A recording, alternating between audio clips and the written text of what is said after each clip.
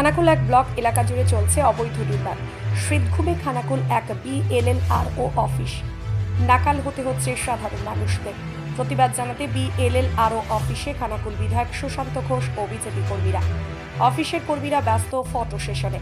তুমুল উত্তেজনা খানাকুল এক বিএলএলআরও অফিস চত্বরে। বিজেপি বিধায়কের দাবি, দীর্ঘদিন ধরেই খানাকুল এক ব্লক এলাকা জুড়ে দখল হয়ে যাচ্ছে সরকারি জমি।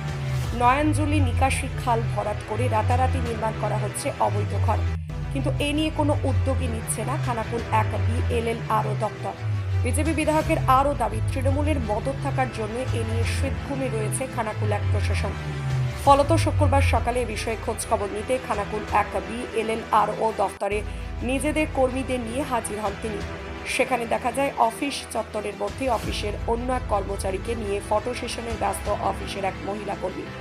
বিষয়টি নজরে আসতে ক্ষিপ্ত হয়ে ওঠে বিধায়কের সাথে থাকা বিজেপি কর্মীরা। যদিও এদিন অফিসে গিয়ে খানাকুল এক বিএলএলআরও দেখা মেলেনি, তবে অফিসের বড়বাবুর সাথে রীতিমতো উত্তপ্ত বাক্য বিনিময় হয় খানাকুল বিধায়ক ও তার কর্মীদের।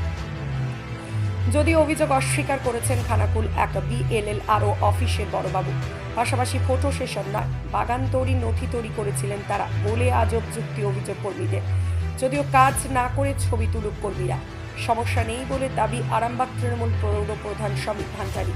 প্রসঙ্গে তার আরও দাবি, শাসক দলের তৃণমূলরা আছে, তাই দরকার হলে সরকারের থেকে জমি চেয়ে নেবে তারা, দখলের দরকার নেই। অন্যদিকে তৃণমূল নেতা রমেন প্রামাণিকের দাবি, বিজেপির বিধায়কের ভাগাভাগি নিয়ে সমস্যা, তাই এমন করছেন।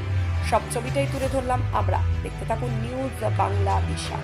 প্রত্যেকটা ওনাকে আমি যথাযথভাবে যেটুকু বলার আমি অবশ্যই ওনাকে বলেছি। বলছে কাজ হচ্ছে না, কোনো জমি দখল হয়ে যাচ্ছে বলছে। কাজ দেখুন, জমি দখল হয়ে যাচ্ছে ব্যাপারটা নয়, ব্যাপারটা হচ্ছে আমাদের কাছে যখন মানুষজন আসেন আমরা অভিযোগ পাওয়া মাত্রই ব্যবস্থা নিই। এই যে বললাম এখানের একটা, ওটা আমরা সঙ্গে সঙ্গে গেছি, বিকাল 4টে অভিযোগ আসছে, 4:30 আমরা চলে গেছি। কিন্তু বিভিন্ন জায়গাতে তো জমি দখল হয়ে যাচ্ছে তো দেখা যাচ্ছে, আর আপনাদের স্টাফেরা হচ্ছে ফটোশুট করতে ব্যস্ত।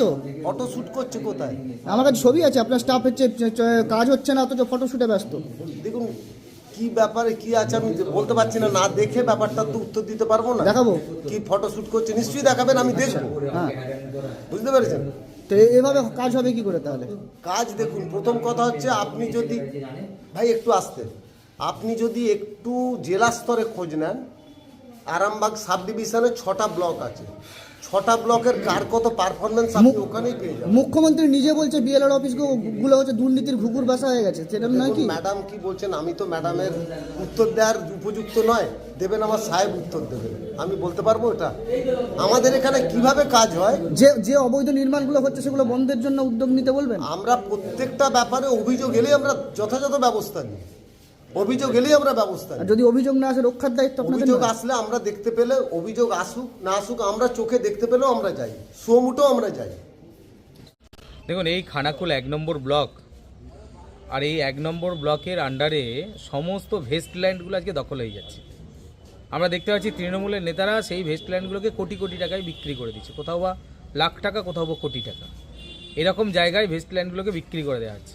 পিডব্লিউডি রাস্তার ধারে ধারে যেখানে যা নির্মাণ হচ্ছে সেই নির্মাণগুলো কিন্তু ওরা দেখতে পাচ্ছে না। আমি দেখলাম সকালবেলায়, দেখতে পেলাম যে নয়নজুলিকে বুঝিয়ে দেওয়া হচ্ছে, সেখানে গাড়ি গাড়ি ইট ফেলা হচ্ছে। এর মূল মাথা কে? এই ব্লকের তৃণমূলের নেতারা। এই খানাকুল 1 নম্বর ব্লকের তৃণমূলের নেতারা সরকারি জায়গাগুলোকে বেচে দিচ্ছে, আর এই ভূমি আধিকারিক যারা রয়েছে এরা শীতঘুমে রয়েছে, এরা দেখতে পায় না। তৃণমূল নেতারা করছে তো ভয়ে, এদের মুখ থেকে কথা আসে না। তখন না এসডিও দেখতে পাচ্ছে, না হচ্ছে আপনার ডিএম দেখতে পাচ্ছে, না ভূমি আধিকারিক দেখতে পাচ্ছে, এরা দেখতে পায় না। সমস্ত বড় বড় জায়গা, এখানে তো পাশেই কয়েক কোটি টাকার একটা সরকারি সম্পত্তি বিক্রি করে দিয়েছে রমেন প্রামাণিক।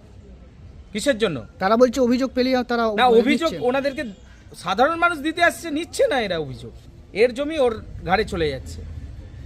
এই জিনিস চলতে পারে না, এই জিনিস বন্ধ করতে হবে। তাই আজকে এসেছি, ওনাকে জানিয়ে গেলাম, যেহেতু এখনও বিএলআরও আসেনি, খানাকুল 1 নম্বর ব্লকের আধিকারিকরা রয়েছেন, ওনাদেরকে জানিয়ে গেছি।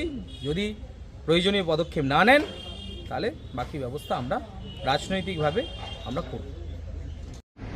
দেখুন, বেশ কিছুদিন আগে ওনার এই অপদার্থ পিরুলজালি বিধায়কদের যে সাংগঠনিক জেলা অফিস আছে আরামবাগে, সেখান থেকে ওনাকে ঘাড় ধাক্কা দিয়ে বার করে দিয়েছে শুনলাম। তাই ওনার টিআরপি তো কমে গেছে, তাই আমি একটা রুলিং পার্টির ব্লক সভাপতি এবং একটা বিধানসভার দায়িত্বে আছি। তো আমাকে হিট করে উনি ওনার টিআরপিটা বাড়িয়ে নিতে চাইছেন এবং প্রচারের আলোয় থাকতে চাইছেন। আপনারা জানেন গত 2-3 দিন আগে আমাদের আরামবাগ সাংগঠনিক জেলার যুব সহসভাপতি নুরনবী মণ্ডল ময়না একটি আন্দোলন করে একটা অবৈধ নির্মাণ বন্ধ করে দিয়েছে। তা ওনার তো ধীরে ধীরে পায়ের তলা থেকে মাটি চলে যাচ্ছে এই বিধায়কের, তাই নতুন করে টিআরপি পেতে গত পরশুই আমরা যেটাকে অবজেকশন দিয়ে বন্ধ রেখেছিলাম, আজ হঠাৎ করে তারা কাজ চালু করেছে, সেটাকে বন্ধ করতে এসেছেন। আসলে 2 নম্বর ব্লকের যেটি অবৈধ নির্মাণ হচ্ছিল একটি পেট্রোল পাম্প কেন্দ্রিক, তাতে আন্ডার টেবিল সেটিং হয়ে গেছে, মাল পানি ভাগ পেয়ে গেছে।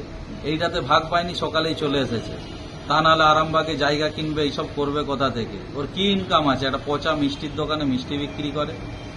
আরও আমার নিয়ে বলছে সরকারি জায়গা বিক্রি করে দিয়েছে। এর আগেও আমি এর বক্তব্য দিয়েছি। এই অপদার্থ পুরুলজালি বিধায়কের সব কথার বক্তব্য দেওয়াটা আমি প্রয়োজন মনে করি না। ওনার অ্যাকচুয়ালি জ্ঞানই নেই যে কিভাবে জায়গা হস্তান্তর হয় এবং লেনদেন হয়। আগে সেই জ্ঞানটা অর্জন করে আসুক, তারপর আমার সাথে কথা বলবে। ধন্যবাদ।